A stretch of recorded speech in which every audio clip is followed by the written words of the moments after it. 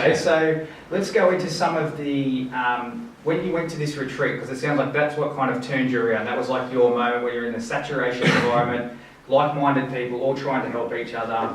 What was some of the basic nutrition things that you learned that you didn't previously know that helped you, get all that weight off? Mate, the learning about the way carbohydrates, protein and fat affect the body. So, I mean, a big one is sugars. Sugar and the way that it's present in so many of the foods that we eat. If we're talking about practical things, I mean, there's sugar in almost everything that we eat that we can buy from a supermarket shelf that's processed. Yeah. All the way down to the things that you wouldn't assume to have sugar, like ready-made savoury meals and things like that. Soft drinks, all of that kind of stuff. I mean, they're the really obvious things. So they're the things I think are the easiest to take out. Yeah. Really, if we talk about sugars, they're the things that are right in front of your face. Yeah. And then kind of next levels, those hidden ones.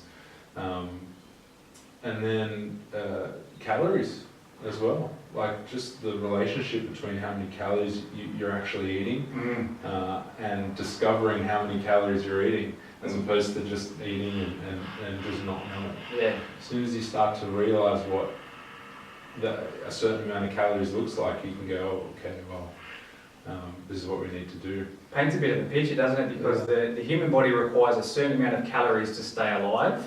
So it might be this many, but we're unconsciously eating this many. Yep. And then the other interesting thing I reckon is how many calories do we actually burn up while we're exercising?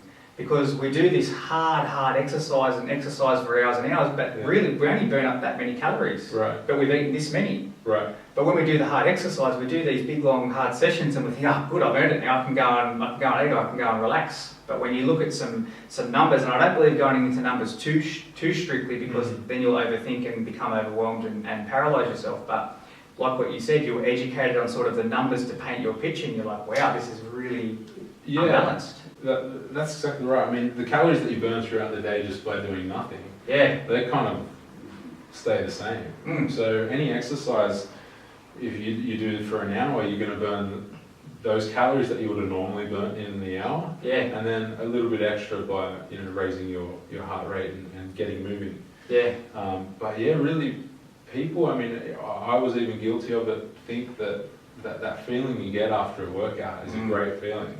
And the danger is just to go, oh sweet, I've earned this or this food or this brekkie, and it's like, it's done all the good work. Well, yeah. I mean, it's not even a comparison. You just don't exercise to lose weight. It's just not, it's just not effective. You can't exercise away the food that you eat. It just doesn't work that way. It's impossible, isn't it? There's not enough hours in the day. And that's what I see people going to personal trainers for weight loss. We want to sit down and start talking about the food and some of this mindset stuff, and it's like, no, hold on, I just want to exercise. Just smash me. And I'm like, well, yeah, I can do that. I mean, anyone can do that. But let's talk about what's going on. Why can't you stop eating? Because like you're saying as well, you can't exercise it off. I think there's like the chocolate bars that are this big. When you break off one or two rows and you're meant to put it back in the fridge, and then you get it back to the fridge because you know it's still there and you smash the whole lot.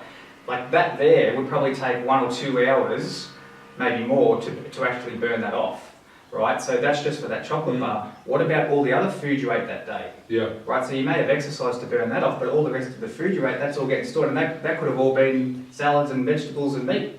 But the calories are going to get stored because it's over your limit for the day. Exactly. It's like looking at a bank account, really. Like, what are you taking in versus what are you spending? Exactly. Exactly right. And there's the whole debate about calories in and calories out. Like, that's not the end of the story, but it is definitely, if we look at it, that's at the most basic level, that's what you've got to look at. Where it gets more complicated, obviously, is the reasons behind why someone eats so much, and the education as to why, and figuring out, for me personally, it was like, well, why do I, in a commercial break, eat a whole packet of mid-sliced biscuits. Yeah. Like, why? And then I don't even know what I've done. Yeah. And I throw the packet in the bin and get it. You know, that's like a 2 minutes, 2,000 calories, whatever it is. It's Yeah. like, it's so interesting how you can just forget what you've eaten. Yeah. You know? Yeah. So, which brings up an interesting point, because it's more about the mindsets behind, like the psychology behind why we do what we do.